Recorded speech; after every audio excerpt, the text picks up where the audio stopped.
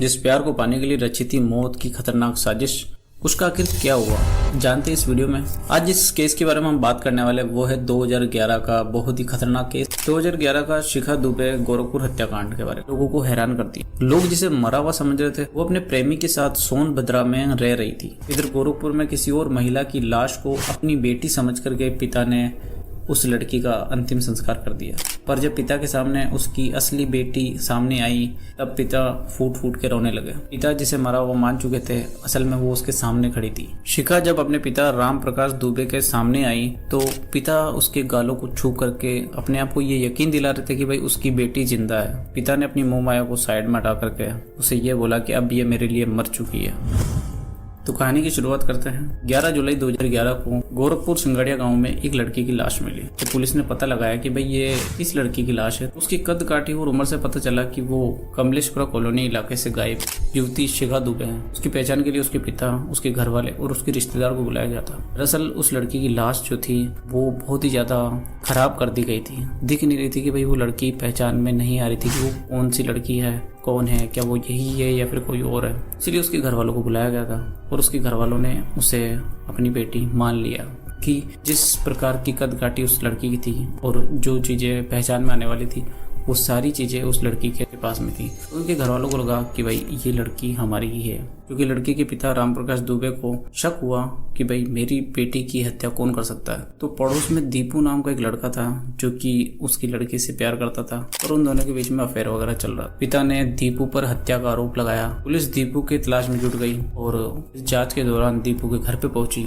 जहाँ देखा कि भाई दीपू भी घर से गायब है। जांच करने में पता चला कि दीपू इस गाँव में ही नहीं है। जांच के दौरान पुलिस को खबर मिली कि आरोपी दीपू सोनभद्रा में है। पुलिस उसे ढूंढने के लिए सोनभद्रा के लिए निकल गई। पुलिस जैसे ही सोनभद्रा पहुंची उनके सामने एक हैरान कर देने वाला सच सामने आया। सोनभद्रा में दीपू तो था ही, पर दीपू के साथ में शिखा भी वहीं मौजूद थी। पुलिस ने दोनों को गिरफ्तार करके गोरखपुर ले आई।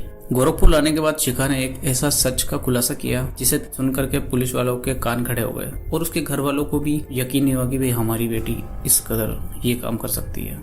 दरअसल शिखा ने ये बात बताई, शिखा और दीपू एक दूसरे से बहुत प्यार करते थे और वो दोनों शादी करना चाहते थे। पर शिखा को पता था कि भाई उसके घर वाले उसके लिए कभी भी राजी नहीं होंगे। इसलिए शिखा ने एक प्लान बनाया कि वो उसी की कद काठी की एक लड़की ढूंढेगी और उसका मर्डर कर देगी, उसे मार देगी और फिर उसका चेहरा चेंज करके, उसका चेहरा खराब करके उसके घर के बाहर इधर उधर कहीं छोड़ देगी। फिर उसके घर वालों को ये यकीन लगेगा कि भाई उनकी बेटी मर चुकी है और वो कहीं और जाकर के रहने लग जाएगी। इस साजिश में दीपू का दोस्त सुग्रीव भी था जिसकी उम्र 35 वर्ष है, जो कि एक ट्रांसपोर्ट कारोबारी था जिसका अक्सर सोनभद्रा जिले में आना जाना लगा रहता था। उसकी नजर में एक लड़की थी जिसका नाम था पूजा, जो कि कद काठी और उम्र के हिसाब से बिल्कुल शिखा से मैच करती थी।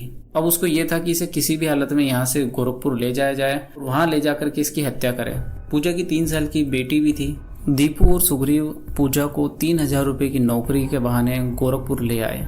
10 जून की रात सुग्रीव पूजा को ट्रक में बिठा करके कूड़ा काट ले आया। उधर शिखा और दीपू भी घर से भाग चुके थे। वो भी उसी जंगल में आ गए जहाँ पर पूजा को लाया गया था। जंगल में शिखा ने पूजा को अपने कपड़े पहना दिए। अपने गले में जो ब्लैक कलर का धागा था वो भी उसे पहना दिया, जिससे कि बाद में उसकी पहचान हुई, क्योंकि उसका धागा जो पूजा के गले में था वही धागा उसके पास मिला। जो पहचान की जो भी चीजें थी जिससे उनके घर वालों को लगे कि भाई ये हमारी बेटी शिखा ही है, सारा काम शिखा ने कर दिया था। उसके बाद में शिखा और दीपू वहां से चले गए थे। उसके बाद उस ट्रक में ही उसकी हत्या कर दी गई। इस कत्ल में ट्रक का खलासी भी उन्हीं के साथ था जिसका नाम बलराम था और उसने चंद पैसों के लिए उन लोगों का साथ दिया। हत्या के बाद पूजा का चेहरा किसी धारदार हथियार से कुछ इस कदर बिगाड़ दिया गया था कि उसका चेहरा किसी को भी समझ में ना आए, किसी को भी कोई भी पहचान ना पाए कि भाई ये शिखा नहीं बल्कि पूजा है। उसके बाद सिंगाड़िया के पास उस लाश को फेंक दिया गया था। इस कत्ल के आरोपी शिखा और दीपू को जेल भेज दिया गया था। बाद में दोनों जमानत पर रिहा हो गए। शिखा की किसी और के साथ शादी हो गई और दीपू की किसी और के साथ शादी हो गई। ये केस तो यहाँ पे खत्म हो गया था, पर आप खुद ही सोचिए कि अपने प्यार को पाने के लिए या फिर किसी अपने प्रेमी के साथ रहने के लिए एक लड़की ने इतना दिमाग लगाया कि वो घर वालों से छुटकारा कैसे पा सकती है। इसके लिए उसने किसी और महिला की हत्या कर दी। मतलब लड़कियां किस प्रकार से अपना दिमाग ब्रेन वॉश हो चुकी है, किसी भी चीज के बारे में नहीं सोचती कि भाई आगे जा करके उनके साथ क्या होगा, क्या वो जेल में जाएंगे। जिस व्यक्ति के लिए उसने ये सब किया था आज वो ही उसके साथ नहीं है, उसकी शादी किसी और से हुई है, और जो लड़का जिसने उसकी हत्या में साथ दिया, उसने ये प्लान बनाया, वो भी उसके साथ में नहीं है। तो ये चंद टाइम के लिए जो लोगों ने ये डिसीजन लिया है, ये कितना ही खराब डिसीजन है, और कैसे कर लेते हैं ये लोग बाग। मतलब प्यार के नाम पर आप किसी और की हत्या कर दी। भाई पूजा जिसकी उम्र 25 साल थी, 3 साल की बच्ची थी उसके, पर इसके बारे में किसी ने नहीं सोचा। भाई ऐसी कहानियां